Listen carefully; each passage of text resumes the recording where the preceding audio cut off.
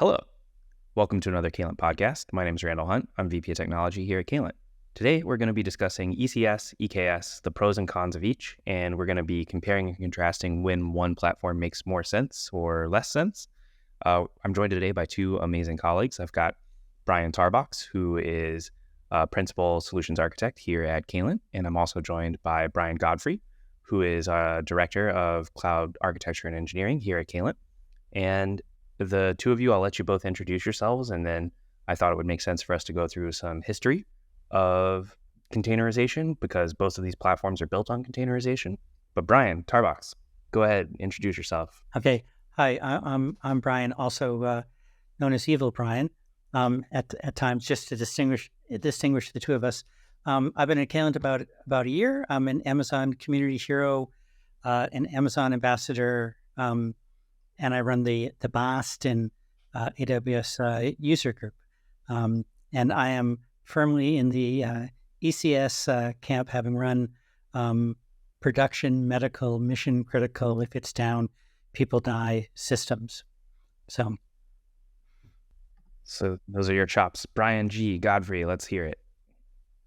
I'm Brian Godfrey. I'm a director here at Caylent. I've been here about a little over a year and a half. I came from the private sector, mainly working on software for managed service providers. I am on the EKS side.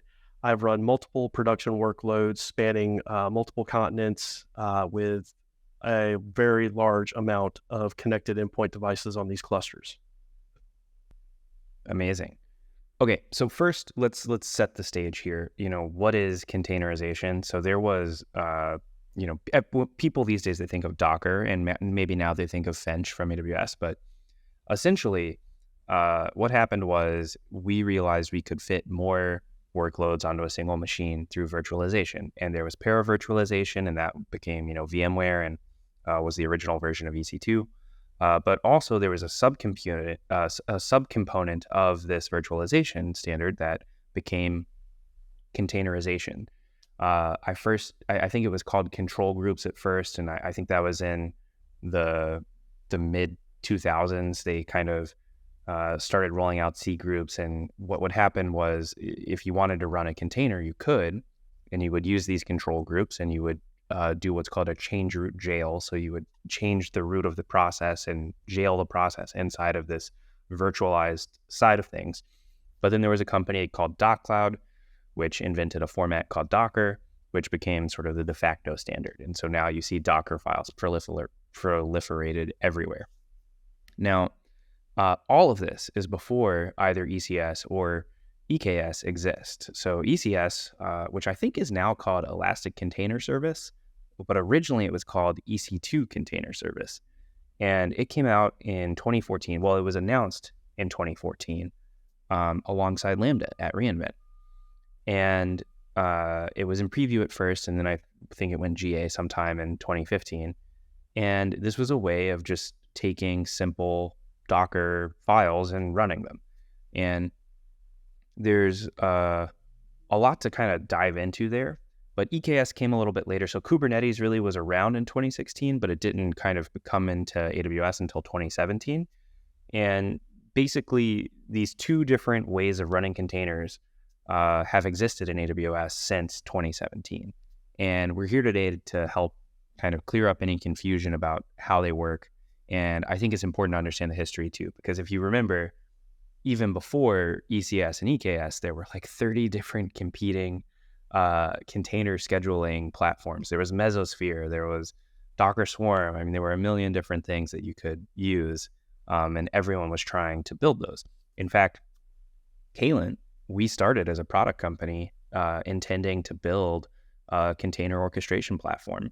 And then we pivoted over time into the consulting company that we are today and the professional services company we are today. But it has a very rich history, and I would encourage anyone who's listening to go and dive deep into it, because there's a lot of individuals who are still out there who were big parts of this. But why don't we dive into ECS first?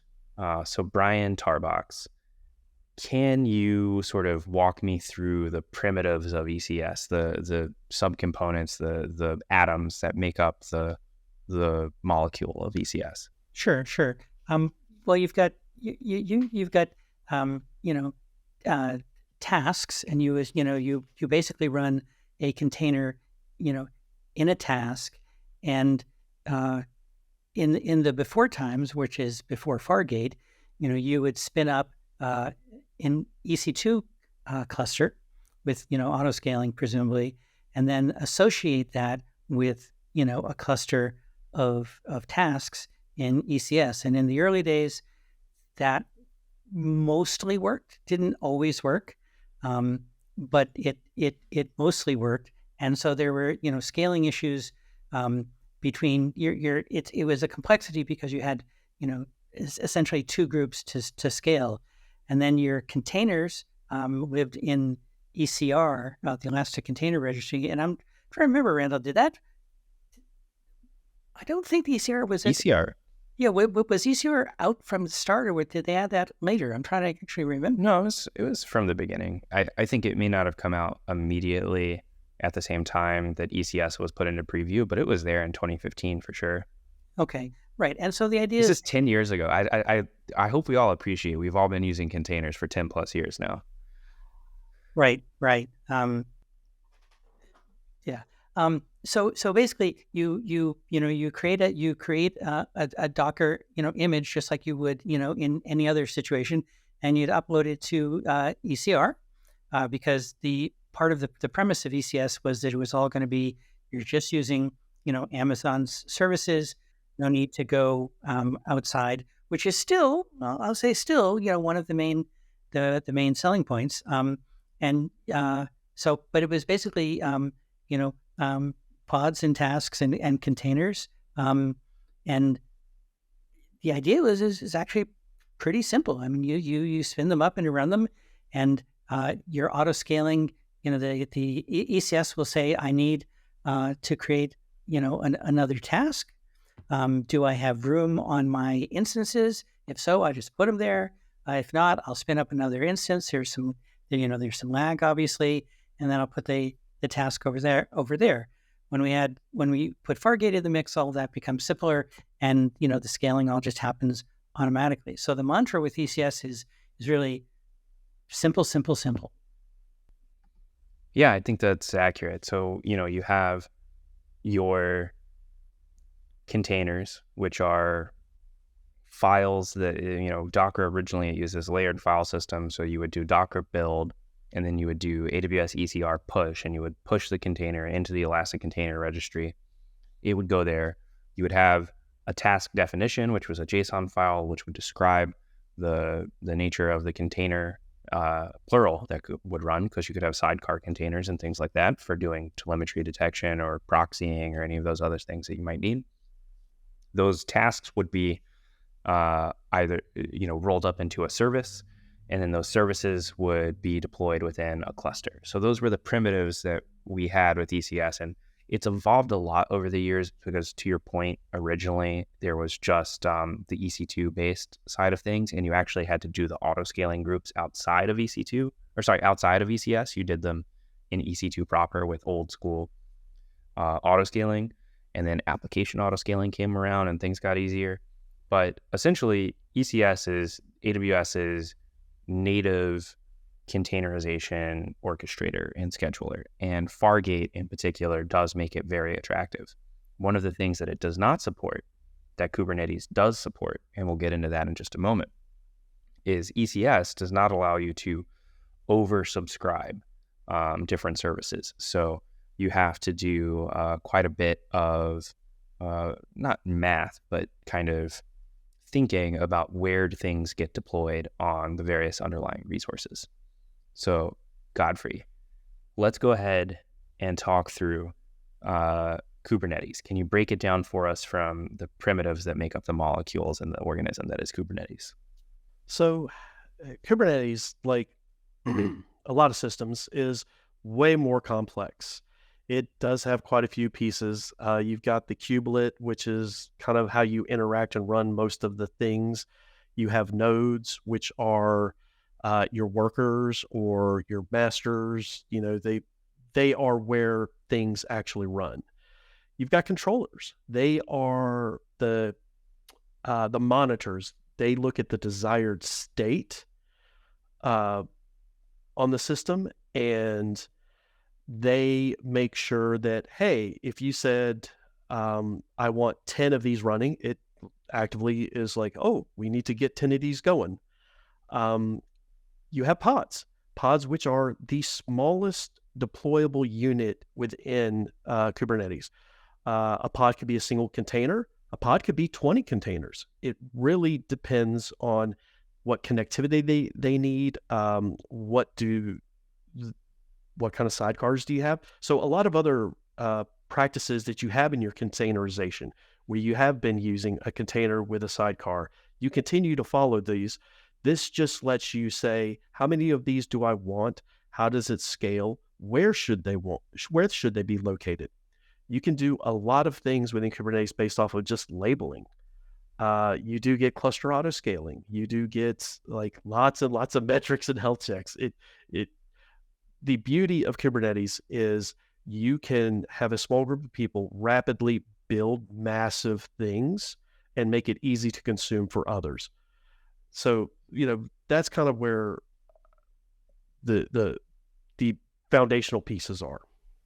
Brian, I wonder if you might just, for folks who don't know the term, just talk a little bit about what a sidecar is. Sure. So, when you spin up a container and you have connected resources or some other processes that need to run, because remember, within your container is effectively one application or one process that you really want to run. You want to bring up something additional with it. That's where you would have your sidecar. They are deployed at the exact same time, and that container definition does have some additional functionality. I hope I did a good enough job.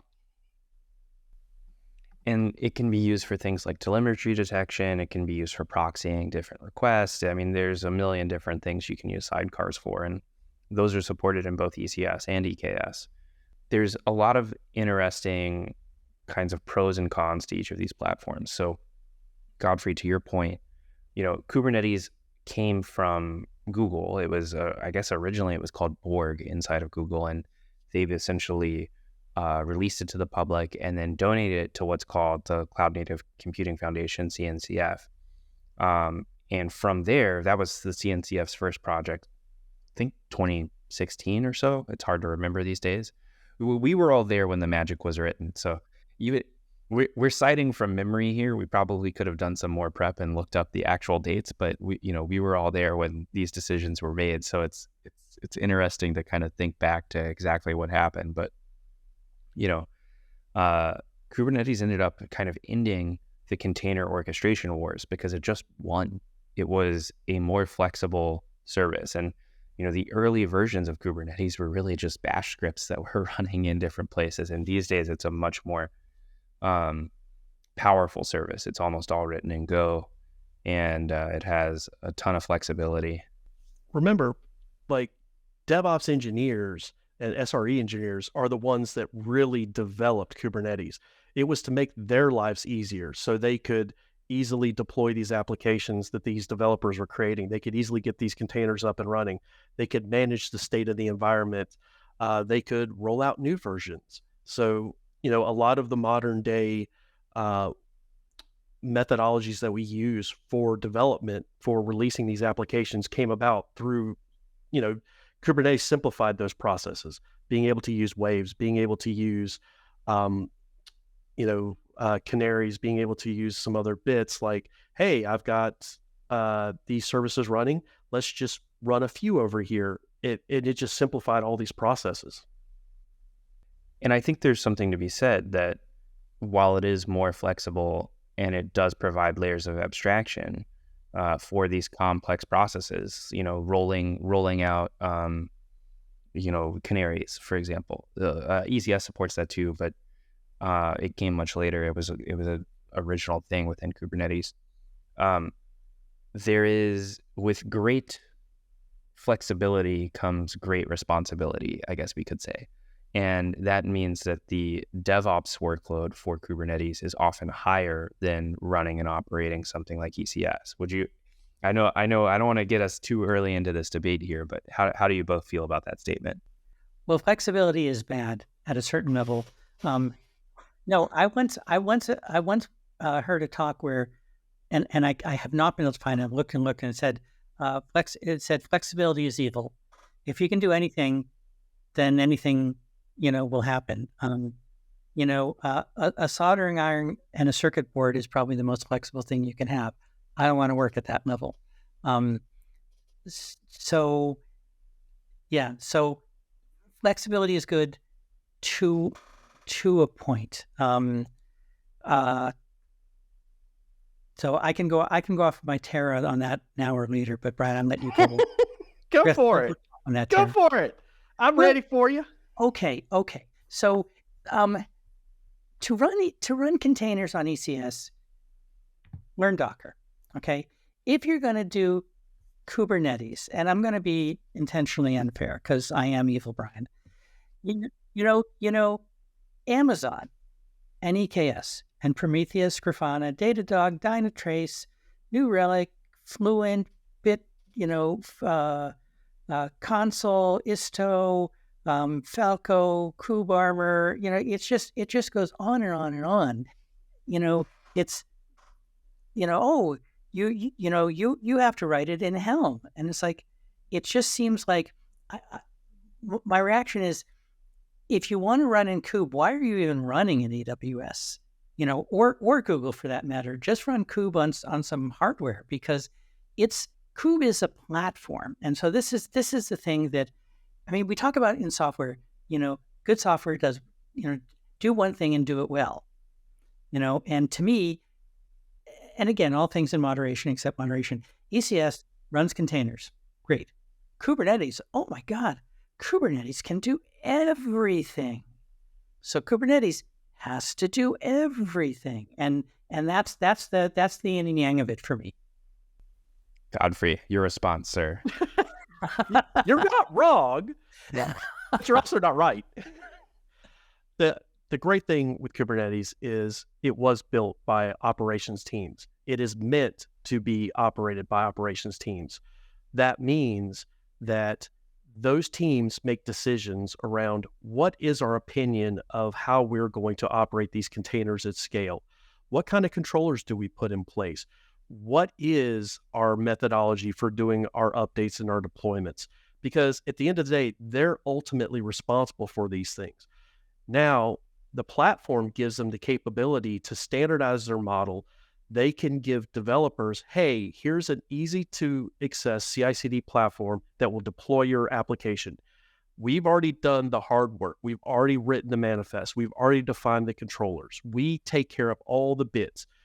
You write a little bit of YAML to explain your deployment, what types of services you need to consume, and it's off and running. The limits, the requests, all of these things, they really can drive all of this. Now, does it create complexity? Absolutely.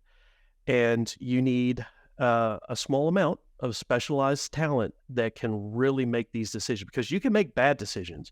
There are lots and lots of examples of companies that have gone and built this stuff on Kubernetes, and they've done it poorly. So you need to spend some time and some thought onto what makes sense. To your point, Brian, about Helm, sure, but there's also Customize you can use, which is natively built into kube control. So you can patch your manifests and only specify differences for things. You can use Helm to just say, hey, you guys here, this is the company sanctioned version, have fun with it. It really depends on where you want to go. And I know you wanted to interrupt, Randall, so go ahead, sir. Oh, I just took umbrage with the fact that you described Kubernetes as a little VM. Because in my experience, it is typically a lot of YAML. That was all I wanted to chime in. You were doing a great job. Right. And Brian, what I'd say is, I think what you're getting at is sort of opinionated design. And I really like the notion of opinionated design, because it takes, flexibility away. Logging is one of my big bugaboos. I've got an open source logging project. And so logging is one of my favorite things, and for God's sakes, let's just standardize logging. But um, ECS is essentially opinionated from the get-go. So I'm going to go left right here. ECS, yes, we're opinionated, great. With Kubernetes, it's, hey, we can do anything. Let's have these dev teams create some stuff, also creating justification for their existence. And then from that, we'll make the opinionated version that the developers see. So I can see if you were going to compare sort of ECS to a already built out and worked out opinionated kube deployment, great. I could see the developers being okay with either one. To me, I'm just not sure about the value proposition of that middle bit. And that's fair. Go ahead, Randy. I think, Brian, if you could walk through the general architecture of Kubernetes, like etcd and all of that, and how it all relates to each other, I think that would be helpful for this comparing and contrasting here. So, you've got, there's a fair amount of pieces in there. etcd, which is a key value store, which kind of keeps up with the deployments. It knows like all the components and all the things that are supposed to be there. You've got the pod lifecycle event generator, which says, hey, these things are supposed to be here. They're not, that kicks that off. The scheduler, you've got, all these different pieces. The upside to EKS is you don't manage any of that stuff. You just manage your applications, your deployments of those applications. If you run this on-prem, if you're running OpenShift or if you're old enough to run Tectonic or Rancher, you are dealing with the pain of the control plane and managing the control plane. EKS takes all of that away, so you don't have to feel that pain. And that's really a great part, because EKS, Kubernetes, is super powerful. And if you've got a large enough deployment, like, you're going to have a hard time scaling to certain sizes. The fact that I can just use labels and open up all sorts of EC2 options for, hey, let's run it on Fargate, let's run it on Spot, let's run it on whatever. I've got random workloads from this BI app that occasionally fires up, and it chews through some, i3 instances. That's where we get to leverage all of these things. It's like, oh, okay, here's the types of workloads that's here. Let me make a slight modification to the YAML. It's all code, instantly deployed, and as soon as those workloads spin up, you're good to go. You don't have to keep defining this stuff over and over again. You don't have to shift it around. And the operations team, oh wait, the alerting, the monitoring, it's all built in and baked in from the start. So it scrapes across. It's like, you as a developer don't even have to worry about defining it. You expose a few metrics and we're good to go. I think it was cool, when Docker first came out, a lot of people began packaging their applications as Docker files. So you would basically get the Docker file and it would take care of building everything and running everything. And, you could deploy it anywhere. That was sort of one of the goals. And then what I've seen more recently is people will ship Helm charts around or ship other sort of layers on top of Docker for multiple container sort of workloads. And that to me is actually quite interesting. I do believe we could do the same thing in CDK. We could just create little packages and have them deploy within ECS. But, at the core of Kubernetes, we basically have the EKS control plane, which has the Kube API server. It's got the scheduler, which Carpenter is something we should talk about as well. It's got the controller manager, and it's got etcd. And then it goes out, requests more resources if it needs it. And then you have your nodes. And then within the nodes, you've got your kubelet and your kube proxy. And then within those, you have your pods. So a node could be, I think of a node as a machine. Is that how you typically think of it? Yeah, it is the easiest way to consume resources. because, I mean, realistically, what is a computer? It's CPU, it's RAM, it's storage, it's network. So a worker or a node gives you all of those things. Now, for specific reasons, like I didn't mention volume claims before because I just didn't want to go down that rabbit hole. But, you know, you obviously don't want your storage on your worker or your node, because if the node goes away, there goes your data. So you might put something that's disposable on an EBS volume. You might put something in FSX. You might put something in S3. It just really depends on what you need for your volume claim. But yeah, the node itself is like the single compute unit that you're going to get. Now, with that compute unit, nobody ever uses 100% of the CPU. Almost no one ever uses 100% of the RAM. You can with Kubernetes. You can say, hey, here's my request. Here is the minimum I need for this thing to run. By the way, if I don't set a limit, it'll consume anything and everything that's available. It's like, oh, there's all this CPU? Great, I'll take it. Thanks. And you can get maximum usage out of your servers. You're running multiple pods on a node, and you've got some extra compute at the time, because let's face it, some pods Spring Boot, which is a great application that gets loaded up in Kubernetes all the time in containers. It takes Java a little bit to spin up for that. And the CPU bump on that, if you've got your limits set too low, what'll happen is the pod will take forever to spin up and work.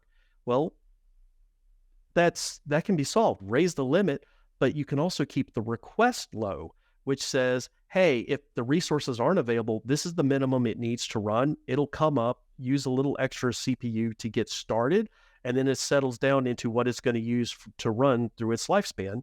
And there's plenty of resources left on that server for somebody else to use, or worker, however you want to. Server, worker, node, they're all interchangeable terms for this stuff. And that sort of gets into the whole notion of bin packing, because you can have, you can say, I've got 5 pods, I'm going to fit them on, 5 little instances, or I'm going to fit them on one big giant instance, and there's sharing, but then there's blast radius. And, so there's all those interesting trade-offs that have to be made. And when you said, Brian, Java takes a little bit of time to start up, it's like just a little bit of time.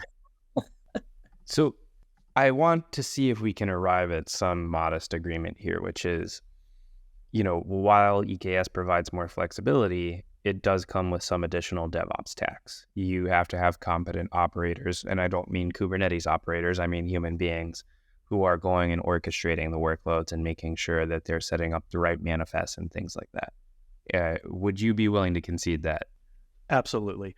It is an investment from a company to take this on. It does come with some time to build that operational knowledge, but it gives so much in return that it's worth undertaking, but it certainly needs to be thought about. It is not something to go after lightly. And I'm more than willing to concede to Mr. Tarbox that ECS is a very simple path, and you can very easily get a lot of systems up and running, and it makes a lot of sense for some people. I don't ever tell people don't do it, but I certainly caution, I always ask the question, what is your goals? What are you trying to accomplish with the deployments of these services? Where do you think you're heading? Because that's going to do a lot more to drive the decisions you make on the platform that you choose. Right. And I will, in the spirit of conceding, I'll absolutely concede that, for a really large system, there's that flexibility that Kube gives you probably does work. It is interesting, though, that everybody thinks that they're going to have a giant system. I mean, I remember working at, startups, and we had 4 customers, and they're like, well, what happens when we're as big as Google? And I'm like, well, I'm going to be retired then. I don't care. But we've got 4 customers. I want to get customer 5, So, and yes, plan ahead. The nice thing is that I don't know that picking ECS is a one-way door to EKS. Picking EKS is sort of a one-way door to ECS. I will say, and part of my animus comes because I was working in a company that was doing medical. We had, it was mission critical. If our system went down, people legit died. So we took it very, very seriously. The last year I was here, we had 18 minutes of downtime in the whole year, which I was very proud of. I don't think anyone died during that 18 minutes. And then somebody decided, let's jump off of ECS and Amazon and go to Kube on Google, on GCP. And so we burned $6 million and a year of opportunity cost. And in the end, canceled the project and went back to ECS. Now, granted, this was a long time ago when both systems were a lot less capable. So I'll absolutely give you that. But that's just, I still have the scars. Little PTSD. Oh, yeah. I hear you.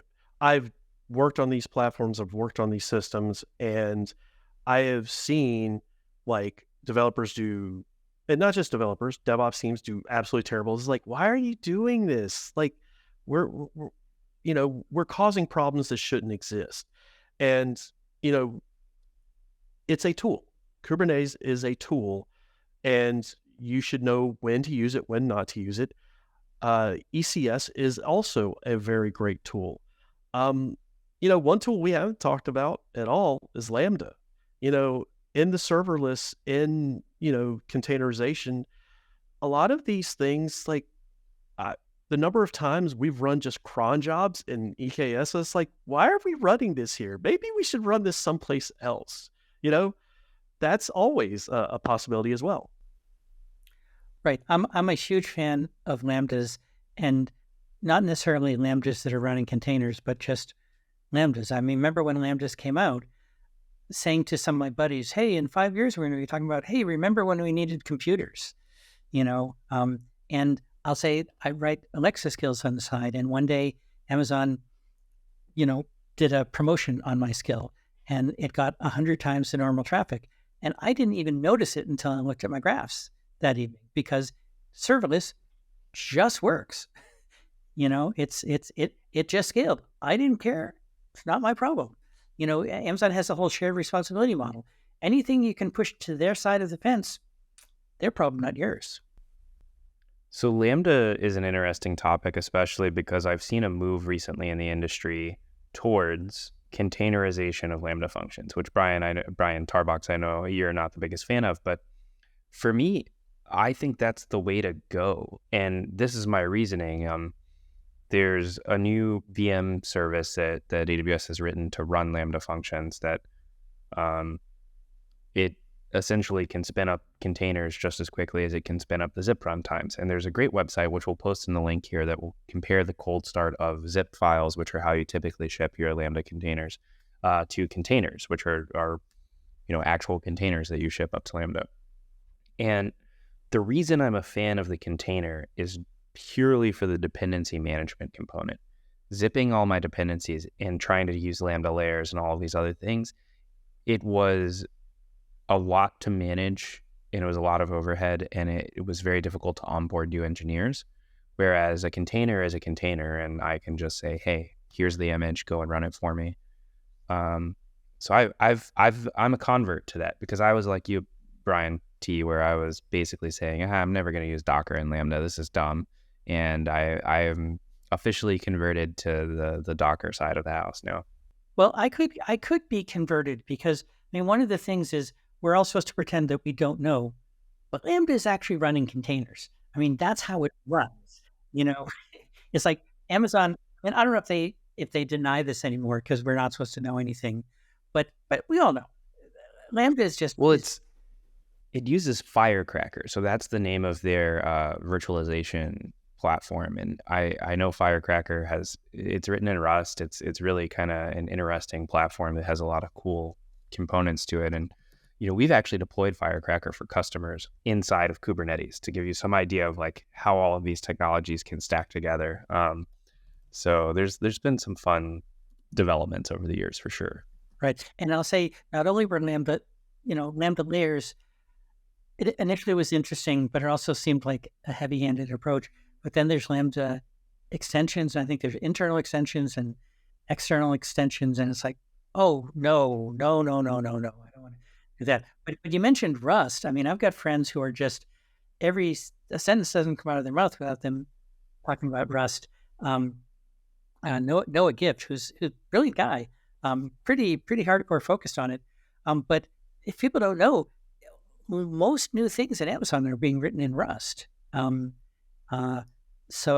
it's funny how it comes all full circle, because people are saying, oh, well, now you can use Code Whisperer to convert your Python into Rust, which, will probably, it's like when you write Java, when you write C code in Java, it's horrible until you learn. But there's just so much going on. So if you care about performance, Rust is really something to consider.